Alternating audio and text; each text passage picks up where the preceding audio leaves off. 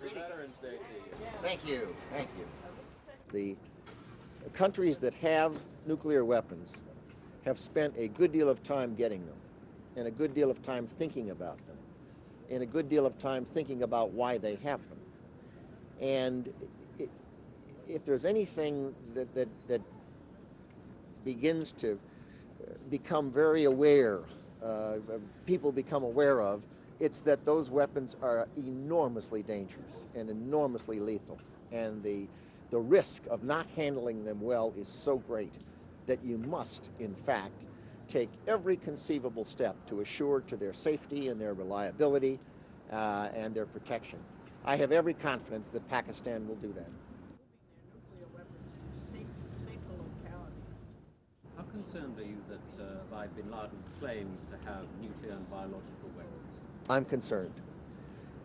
There's no question but that he and the al-Qaida organization and other terrorist networks have been actively trying to get chemical, biological, radiation weapons.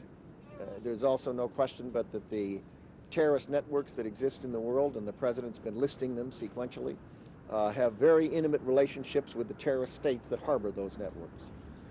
We know those terrorist states have chemical and biological weapons and have weaponized them. We know they have been actively seeking radiation and nuclear capabilities. Reasonable people have to assume that terrorist networks either have or will have those kinds of capabilities in the immediate future.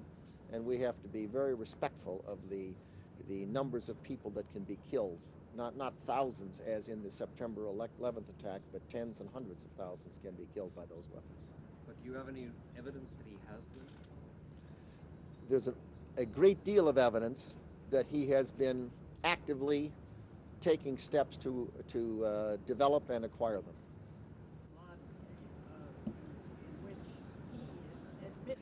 You know, in reality, there isn't anyone who's smart enough or clever enough to manage the events on the ground, which are uncertain. We don't know how heavily it'll be defended. You know, it could be a long time before anyone could take it.